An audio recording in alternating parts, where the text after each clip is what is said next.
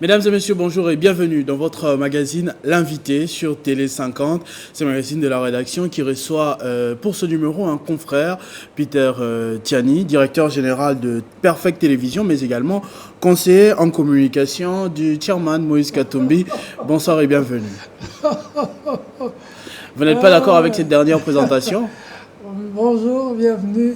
Merci de cet honneur que vous me faites. Je suis Peter Tiani, c'est ce qui me va bien, et directeur général de Perfect Télévision, ça c'est vrai.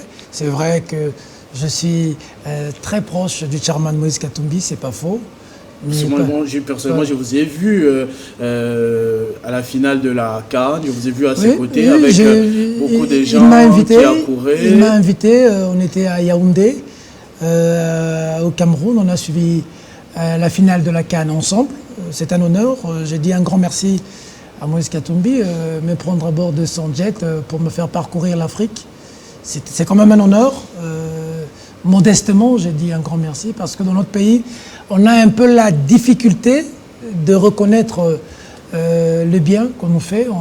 On se souvient toujours de ce qui n'est pas bien, mais on ne sait pas dire merci. Et on voit dans les images qu'il a beaucoup de succès. Là, oui, on le reconnaît en tant que qui en fait? Les gens étaient en train d'accourir vers lui en tant que qui? On est déjà dans l'émission. C'est impressionnant ce qui s'est passé à Yaoundé. C'est ici le lieu de féliciter des Congolais. En matière de médias, Jean-Marie Kassamba. En matière de musique, Fally Ipupa, Innocent, Inosbi. Et en matière d'hommes politiques, Moïse Katumbi. Les personnes qui viennent là, que tu vois là, ce n'est pas des Congolais. C'est des Maliens, des Guinéens, des Gabonais, des Nigérians. Nous étions logés à Hilton Hotel. Et lorsque le chairman Moïse Katumbi est descendu en bas pour prendre son déjeuner, c'est ce scandale-là qui se fait.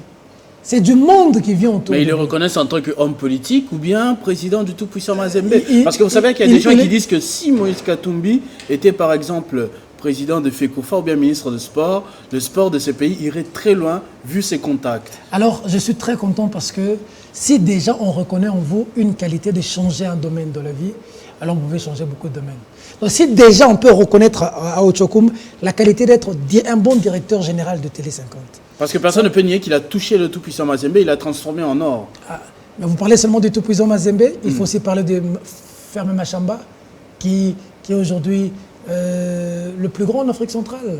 Il nourrit le Lubumbashi, il nourrit la Zambie. Ça, on le sait. Il faut se souvenir de ce qu'il a fait au Katanga en étant gouverneur de la province. André Kimbuta a dit « je vais venir apprendre ». Vital Kamerhe dit « il faudrait que les gouverneurs viennent apprendre ici chez vous ». Le maire de Goma est venu à Lubumbashi pour dire que ce que j'ai vu, est-ce que vous ne pouvez pas venir à Goma? Ça veut dire que nous sommes dans un pays, c'est ce que je disais. Tu sais, à l'étranger, au Cameroun, la valeur qu'on m'a donnée, moi, j'étais avec Patrick Mboma, qui a même salué le Congolais, la valeur qu'on donne aux Congolais.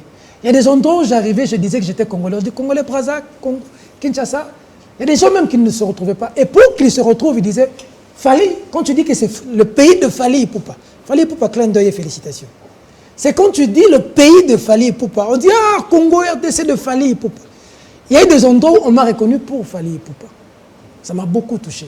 Pour cet ambassadeur de la culture africaine et surtout congolaise que Fally Ipupa. Là où il est, il faudrait que ces gens lui disent le travail qu'il a là-bas pour vendre l'image du Congo, c'est vraiment un ambassadeur de notre musique. Pareil pour les chaînes de télévision que j'ai visitées. Je t'ai dit tout à l'heure avant cette émission que j'ai pensé à Télé 50. Je voulais jeter des fleurs à Jean-Marie Kassamba, mais j'ai été émerveillé de l'honneur. Tu sais, la délégation, on était allés, nous, on n'est pas allé une délégation officielle de l'RDC. On était invités par la CAF et Moïse Katumbi a eu le bonheur de m'inviter avec lui comme des VIP de la CAF. Mais c'était un honneur d'être Congolais à Hilton. Quand on voyait un Congolais adulé, tout le monde voulait prendre une photo avec lui. Je me suis dit, tiens, tenez, ça m'a quand même interpellé. Et j'ai posé la question à Moïse Katumbi. Je lui ai dit, tu as les moyens, c'est connu. Tu as l'argent, tu as du succès. tu as la popularité, tu as géré. Mais tu pouvais aussi rester, ne rien faire et laisser. Pourquoi ce souci tant pour le Congolais? Il me regarde. Et ça, je vais le dire aux Congolais. Il me regarde, il me dit, j'ai aujourd'hui un seul souhait. Comme on parle de Lumumba, qu'on parle de moi en bien pour le Congo. Est-ce que Moïse Katumbi est déjà en campagne électorale? Parce que bon, à part les images ici de la CAF, où on le voit en superstar, quelques temps plus tôt, il n'a pas fait les déplacements pour le Grand Bandundu, mais on a vu qu'il a inauguré un centre de santé, c'est une morgue, c'est quoi exactement? Je vois que ça touche. Ça veut dire que, voilà autre chose. Quelqu'un qui est au Katanga, qui fait quelque chose au Bandundu, la première fois que le Bandundu est une salle de soins intensifs pour les Kikitois qui vont se faire soigner là-bas, c'est quelqu'un du Katanga. Il ne faut pas oublier qu'il est en train de faire 2-3 choses au Congo central qui vont être dévoilées les jours qui viennent. Il ne faut pas oublier de ce qu'il a fait à Kisangani. Ça veut dire quoi? Ça veut dire que Moïse est en train d'implanter son parti. Il se donnait le cap d'avoir 1 million d'abonnés. Donc vous confirmez quand je dis que vous confirmez quand je dis que ce n'est pas de la philanthropie, c'est bien un début de campagne électorale. Ça veut dire que pour changer le Congo, on le voit, Katuma Mwanke, pavillon Katuma Mwanke. Effectivement, pour changer le Congo, il faut travailler. Pour bien travailler, il faut avoir le pouvoir. Pour avoir le pouvoir, ça ne peut que se donner par le peuple. Et pour avoir le pouvoir auprès du peuple, il faut avoir un parti assis avec des millions d'adhérents qui vont vous donner le pouvoir. Le problème que nous avons au Congo, le vrai problème que nous avons au Congo, ce n'est pas avoir des dirigeants qui émanent réellement du peuple. Au Tchokoum, le jour que nous allons avoir un dirigeant qui vient de nous, qui nous est redevable, ce jour-là, beaucoup de choses vont changer dans les pays. Et crois-moi, ce jour-là, nous pouvons imputer beaucoup de responsabilités. Il n'y a pas que Moïse Katumbi. Il y a beaucoup d'acteurs politiques aujourd'hui dans mon pays qui sont crédibles. Le docteur Mukwege est un homme crédible. Candidat ou pas, je ne sais pas. Persona Monsengo est un homme crédible. Martin Fayulu est un homme crédible. Maintenant, il y a une différence entre ce qu'on dit et ce qu'on fait. Parce que c'est facile de dire, mais c'est difficile de faire. Demain, nous avons besoin d'un Congo qui change. Nous n'avons pas besoin d'un Congo où, hier, des gens parlaient de Gopas à l'aéroport, qui nous tracassaient. Mais aujourd'hui, des gens nous mettent encore rame. Mais pire, moi je viens de Yaoundé, je viens d'arriver.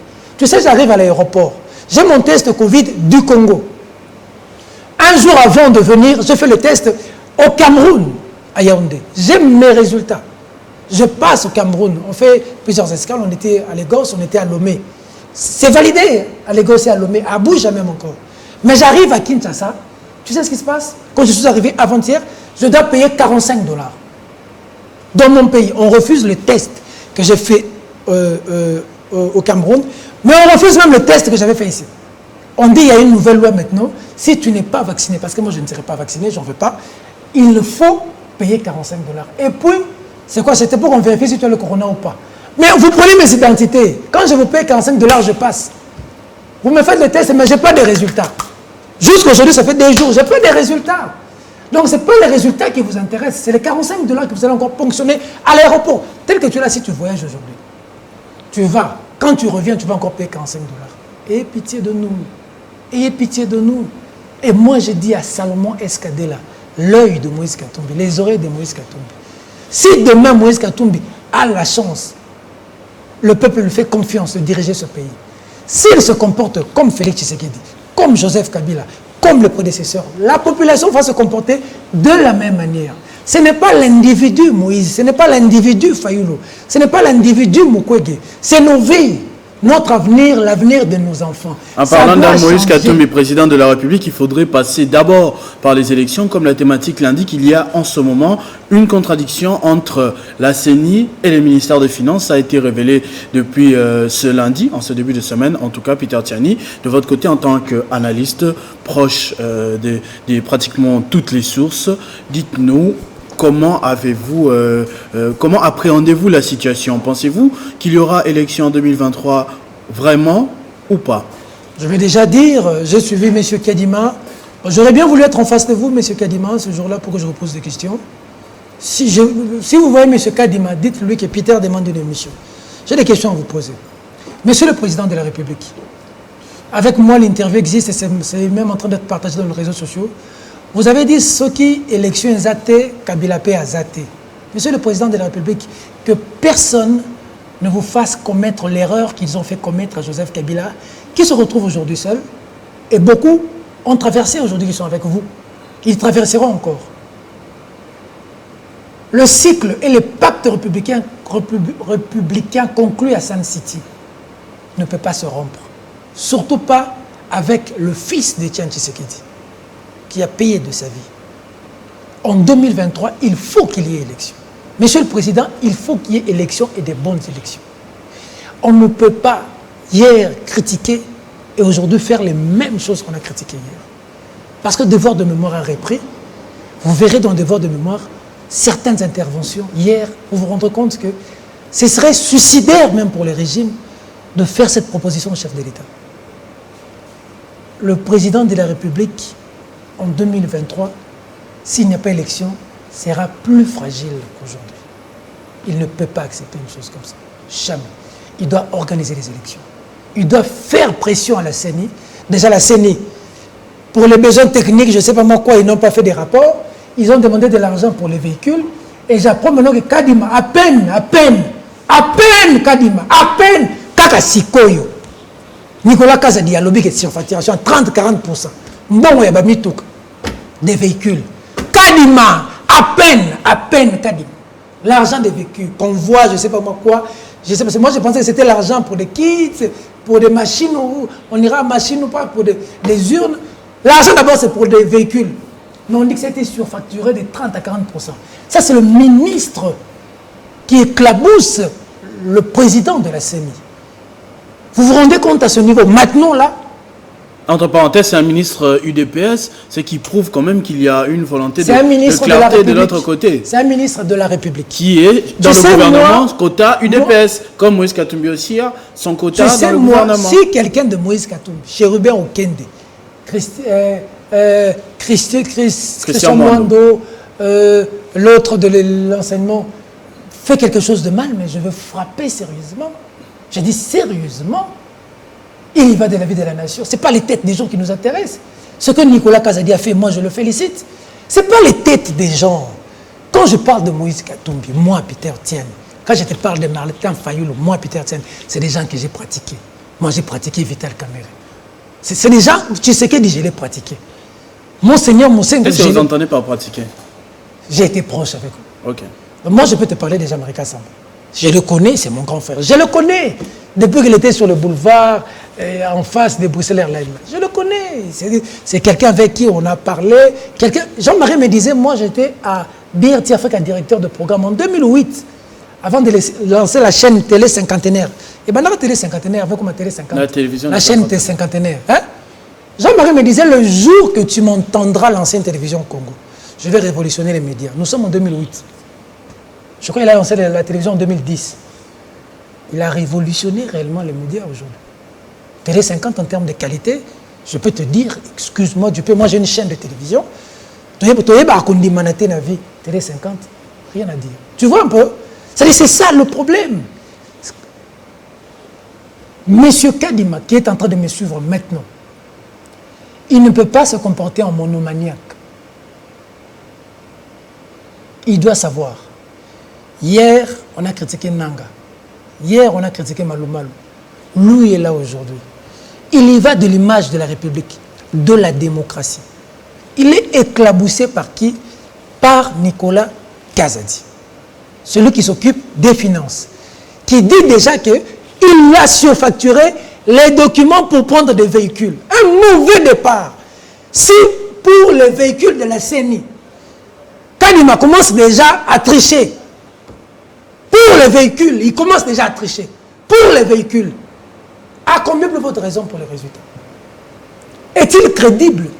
Parce que dans ce pays, nous avons le droit de voter, mais est-ce que nous avons le droit d'élire quelqu'un? Est-ce que les députés qui sont là sont nos députés?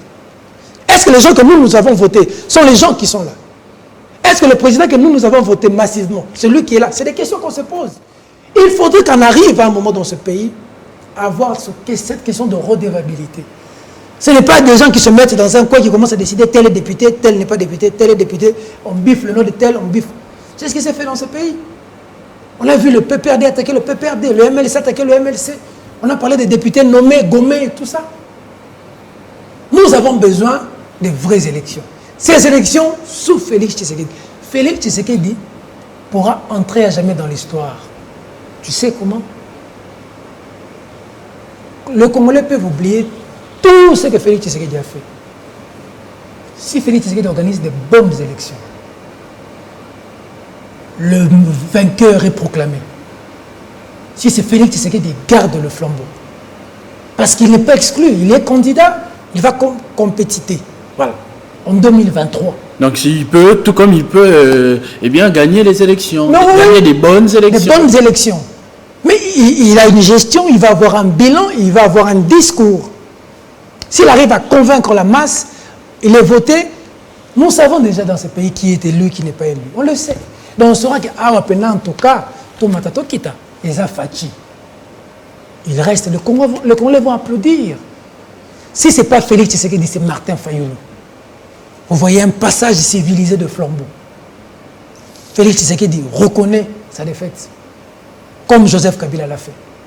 Passe le flambeau. Joseph Kabila n'était pas compétiteur. Non, il a reconnu la défaite de son dauphin. C'était déjà beaucoup, hein. C'était déjà beaucoup. En tout cas, cet acte-là que Kabila a fait était déjà beaucoup. Parce qu'il pouvait aussi s'entêter. Mais il a accepté de passer le flambeau. Combien même que c'était au prix de beaucoup de sacrifices.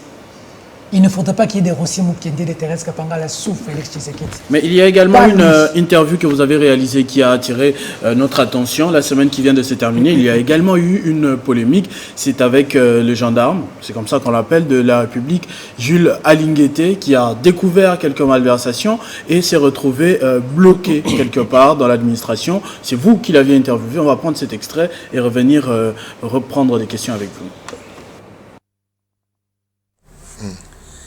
La lutte contre l'impunité et le combat pour l'instauration de la bonne gouvernance dans notre pays est une vision personnelle du chef de l'État. Lorsque vous constatez une autorité appelée à prendre des sanctions contre les actes de corruption, les présumés détournements ou des actes de mégestion tergiversés ou refusés, ça signifie clairement que cette autorité n'a pas la volonté d'accompagner le chef de l'État. Ou elle refuse carrément d'accompagner le chef de l'État. Les choses doivent être claires. Les actes de corruption, les actes de détournement des deniers publics sont des actes qui plombent le progrès social de notre population. Et on ne peut pas être autorité et rester indifférente devant de telles situations qui sont déplorables. Voilà. Que pensez-vous, personnellement, analyse du journaliste, de travail de Jules Alinguete, parce que de plus en plus de gens l'accusent aussi. C'est vrai que c'est les gendarmes de la République, son travail est applaudi, il arrête les voleurs, il prévient les détournements. Mais on dit aussi que, bon voilà, quand une situation ne l'arrange pas, quand il ne s'entend pas bien avec une autorité, bon, il lui crée des problèmes. On a eu le cas avec Tony Mwaba, qui est toujours aujourd'hui dans le gouvernement, pas très inquiété. L'histoire était un peu floue. Aujourd'hui, c'est avec la ministre du portefeuille, Adel Kainda, pratiquement la même chose. Bon, d'abord, je suis content, c'est une belle question. Mais avant de le dire, les confrères journalistes, moi, je suis un journaliste engagé. Je ne cache pas mes positions. Donc, ça ne sert à rien d'aller, même vous, là, les cadres d'un parti politique, aller accuser Jules Alinguete, je ne sais pas moi où, que Jules Alinguete, des fois, communique chez Peter, lui, il est près de Moïse Katumbi, il vous combat. Ça ne sert à rien. Ça ne sert à rien. C'est perdre du temps inutilement. Moi, je suis quelqu'un qui dit la vérité. Jules Alinguete ne m'appartient pas, moi, Peter. Il est certes vrai qu'aujourd'hui, on est un peu éloigné que hier. Vous êtes heureux, vous là. Mais Jules Alinguete, voilà. Alors ça c'est important, je voulais le dire à la télévision. Je tenais à le dire. Jules Alinguete n'est jamais venu vers moi, Peter Tian. C'est moi qui suis allé vers lui. J'ai été impressionné par la qualité de son travail. Ce monsieur a risqué sa vie. Parce que vous avez aujourd'hui des journalistes qui disent, nous on est des journalistes à Fachi, on n'est pas journalistes à Boé, nous les photos ça, prenez-les la Kineli Binoye, mais partout je serai moi. Tu m'as posé une question ici, Nicolas Kassadete de l'UDPS, qu'est-ce que tu en penses? Gilles Lingeti est en train de travailler à fond pour que Félix Tshisekedi réussisse. Mais ce n'est pas pour autant que parce que moi je critique les méfaits qui se font dans ce pays, les histoires de rame et tout, que je vais par loisir critiquer Gilles Lingeti. Même si aujourd'hui, on n'est pas en odeur de sainteté comme on était hier, même si je suis loin. Mais je veux dire à Gilles Lingeti, qui probablement va suivre cette émission, monsieur de l'IGF, que nous puissions parler, que nous ne puissions pas parler, qu'on puisse vous dire que je suis un diable ou pas. Le travail que vous faites dans ce pays est noble. Je n'ai pas besoin d'un franc pour que je puisse le dire à la télévision. Le Congolais reconnaît votre valeur dans ce pays quand vous mourrez. Malheureusement. Vous avez combattu des gens, on a dit ici qu'ils combattaient le régime Kabila. C'était Matata, c'était l'autre là qui a fouillé aux États-Unis, Makila, c'était les Bakonga. C'était les gens, on a parlé des gens de Kabila.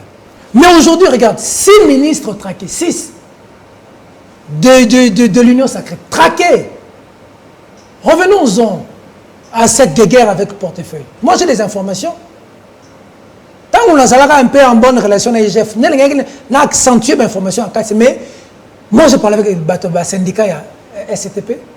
Moi, j'ai diffusé des no-comments. On l'a qu'un boulevard, on a des soldats plein. Nini, Bajan, on a grève. Plusieurs fois dans le boulevard, grève. Ils ont 33 mois d'arriéré de salaire. La masse salariale, il y a OCPT, il y a SCTP, elle a environ 2 millions de dollars. Pour le foot à battre. Mais bon, ça a environ 30 mois d'arriéré de salaire. Vous allez, la société va sortir 8 millions pour payer une affaire, une dette. Voilà le premier dossier. Deuxième dossier. L'argent là est au foot. Ils ont 200 000 et au comme 2 millions. C'est-à-dire l'État maintenant déjà au foot, il y a 200 000 et au comme 2 millions. Et comme 8 millions d'euros. Ils ont surfacturé. Qu'est-ce qu'ils ont fait? Ils ont dit, biloko on a montant, ils allaient l'année passée, ils allaient par exemple 10 $, mais année où mati est combien 80 $. Ce qui t'ont multiplié, de 200 000 à 2 millions à 8 millions. C'est ça la réalité, fidèles téléspectateurs. Le but pour tout ça, qui année passée, année où biloko est mati, avenant et salemi, facture de 200 000 à 2 millions, 8 millions. IGF a moni le but. Facture où vous pouvez foutre logiquement, vous avez une modification, il faut sur 2 millions et quelques. Mais nous avons appris, j'ai même vu des tweets officiels de l'IGF, dire qu'il y a un DIRCABA dans un cabinet ministériel dont le PCA et le DG émaneraient de lui. Parce que vous savez qu'on a mis des mandataires à l'intérim, bongo. Alors c'est le monsieur qui est l'oncle à quelqu'un. Et pour récompenser, il fallait frapper. Frappe. Monsieur le président de la République, le seul endroit, tous ces journalistes-là qui sont en train de faire la queue à l'IGF, je demande à ces journalistes-là, tu sais, hein, pour que je parle ici de Kikwit, Moïse Katumbi n'a pas besoin de me donner un franc. Les Kikwitois sont heureux aujourd'hui d'avoir une salle de soins. Moi, Peter, quand je vois ça, j'applaudis. Je dis, Moïse Katumbi, merci. Quand je vois ce que l'IGF fait, je n'attends pas que je voie Jules Lingeti. Je n'ai pas besoin d'ailleurs de le rencontrer. Devoir de vérité oblige. Devoir de redevabilité, de responsabilité pour le bien du Congolais. Je dois dire la vérité à la télévision. Ce monsieur est un monsieur à protéger dans ce pays. Retiens ce que je t'ai dit aujourd'hui. Donc, Jules Lingeti. Il est entré dans un système. Les Congolais ont la corruption dans le sang. Les politiciens, là, des voleurs. Je t'ai dit, ils vivent du gouvernement. Ils vivent de l'argent de l'État. Sans l'argent de l'État, ils ne vivront pas.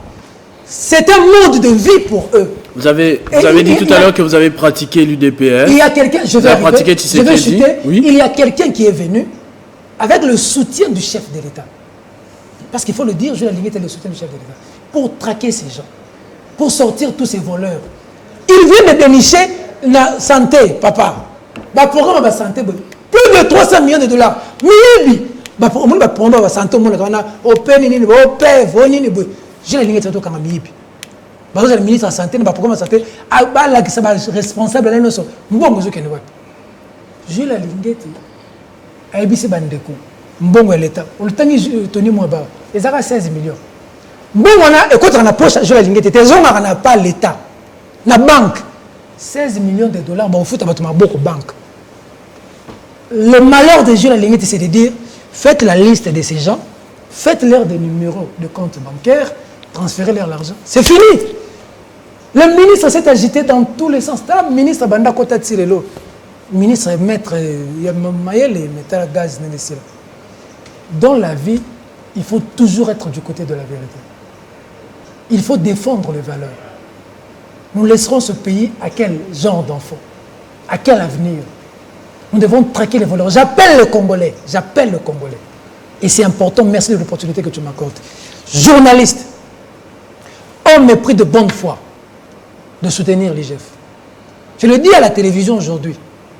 Je ne suis pas proche de Linguetti, que j'étais proche hier, parce qu'on était très proche hier, j'appréciais ce qu'il faisait. Mais on a dit que moi je suis un diable. Je l'assume. Mais je dis à Linguetti de loin, monsieur le chef de service, Gilles Linguetti, dans ce pays, le Dieu de nos ancêtres est avec vous. Je vous le dis, moi je crois au pouvoir des ancêtres de ce pays. Ils ne vous abandonneront pas. Traquez les voleurs. Tout régime sérieux, responsable, qui viendra dans ce pays, devrait faire avec cet homme. Je te le dis. C'est ce qu'il fait. Moi j'ai l'impression de voir le monde en lui. Mais nous sommes dans un pays. Les voleurs s'érigent en groupe, en masse. Moko, ils roulent carrosse dans des villas, dans des jeeps. Mais tu as des gens qui manquent $1 pour vivre. Malnutrition na Kasai. Tu vas se servir na Zelo, na Ituri. Les gens sont méchants dans ces pays. Les gens sont morts à Matadi Kibala. Bazuba bis 207. Et même Banzoto na bango. Bakundi bango. To beti maboko. Les gens qui sont morts aujourd'hui, il y en a qui ont laissé des veuves, ils ont laissé des orphelins. Ils ne sont pas morts par leur gré. Ils étaient allés chercher, le câble est coupé, collé le bombe à Koufi. L'État a fait quoi pour ces familles? Que pense-t-on de ces familles? On va délocaliser le marché, oui. Que pense-t-on de ces familles qui sont restées? Des enfants qui sont restés orphelins. Leur maman vendait. Moi, la mère autant la classe, moi, à 4 ans, on a vu, maman n'a pas Koufi. À venir, il y a mon on les anime. L'État bandinine. Vous êtes dans les 8 millions. Même cette ministre, cette dame pour qui j'avais beaucoup d'estime. Beaucoup d'estime. C'est malheureux pour ce pays. C'est malheureux. Et tu as des gens comme ça, des enfants comme ça, qui vont rester des orphelins. L'État fait quoi? Vous vous plaignez du Koulouna. L'État fait quoi pour nos vies, pour notre avenir? L'État fait quoi? Quand les gens veulent le changement, ce n'est pas seulement le changement d'individus, c'est le changement de système, c'est le changement de manière de faire. Il faut un autre Congo. Nous avons besoin d'un autre Congo. Il le faut. Et nous qui avons la chance de passer à la télévision, nous devons parler comme ça. Tu vois, quand j'ai parlé de Moïse Katumbi, tu peux voir, il est proche de Katumbi. Là, je parle de quelqu'un qui est proche de Fachi pour aider Fachi à réussir. Qui pourrait être son dauphin? On parle de Gilles Linguetti comme le dauphin de Félix Tshisekedi. Pendant que je parlais avec lui à l'époque, d'ailleurs, j'ai organisé une émission entre lui et Jean-Marie Kassamba. C'était l'émission inaugurale à ma chaîne Parfait Télévision. Il a dit qu'il ne va pas faire de politique. Et je lui conseillerais de ne pas le faire de politique. Je serai député aujourd'hui. J'ai refusé. Je suis journaliste. Je le serai en 2023. Je ne serai pas candidat député. J'en ai rien à foutre. C'est de la marmaille, papa. Si tu es un bon journaliste, tu peux avoir des contrats. Tu peux avoir 20 000, 30 000. Moi, j'ai besoin d'argent. J'ai besoin de vivre bien. Je gagnerai l'argent par le travail, par des marchés, par des comptes. Les gens vont devenir députés. Pourquoi? Ce métier de journaliste ne paye pas bien. $300, $400, $100. Mais surtout, tu parles de salaire. Donc, il faut que les gens puissent vivre. Avocat, fois quota. Médecin, fois quota. Tout le monde veut devenir député. Non pas parce qu'il a besoin de parler pour le peuple, parce qu'il a besoin de moyens. La Corée du Sud est en émergence parce qu'ils ont mis de l'argent. L'enseignant plus de salaire. Mais ici, l'enseignant a quoi? Le professeur a quoi? C'est les députés qui a une palissade. C'est les députés qui a un salaire réfléchi. C'est les députés. Même ça, ils sont encore là en train de vouloir aller au gouvernement. C'est-à-dire c'est en politique qu'on se retrouve. Et si on quitte la politique, on ne peut plus se retrouver. Et c'est ça le mal dans ce pays. Et nous voulons ce changement. Je conseillerais à Jules Linguetti de ne même pas oser. s'il laisse, il y a quelqu'un qui incarne beaucoup d'espoir aujourd'hui. Il s'appelle Moïse Katumbi. Il incarne beaucoup d'espoir. Il n'est pas le seul. Mukwege incarne beaucoup d'espoir. Moi, j'ai vraiment beaucoup de respect pour Mukwege. Beaucoup. Il y a Martin Fayulu qui incarne beaucoup d'espoir. Les Congolais ont besoin que leur vie change. Merci. Mais en termes d'expérience, en termes d'avenir, en termes de changement de nos vies, nous devons essayer autre chose. Merci Peter Tiani pour toutes ces analyses. On vous connaît très passionné. Vous ne prenez jamais les choses à moitié. Quand vous êtes derrière une cause, vous la soutenez jusqu'au bout. Merci d'avoir répondu à cette invitation, d'avoir donné vos avis sur les questions de l'heure, comme c'est repris sur les thématiques CENI Finance, IGF Portefeuille, et y compris la entre guillemets pré-campagne électorale de Moïse Katumbi. J'aimerais dire grand merci à Moïse Katumbi pour ce qu'il a fait au Bandundu. Ça touche beaucoup. J'ai suivi le confrère qui est DG de CML13, Louis-France Kouzikessa, qui a tweeté en disant même que dans cet hôpital-là, c'est là qu'il a vu le jour. Merci. C'est là qu'il est né. Merci. Et Moïse Katumbi le fait pour ceux de Bandundu. Si nous tous, nous pouvons faire ça, si nous tous, merci. J'ai vu Paulette a fait une vidéo. Merci. Pensez au peuple. Merci Peter Tiani, merci également à vous d'avoir suivi cette émission, ce numéro d'invité. Peter Tiani a encore à dire, beaucoup à dire. On se retrouvera certainement très prochainement pour continuer. Entre-temps, restez fidèles au programme de votre chaîne Télé 50. Vivez heureux, vivez 100 ans.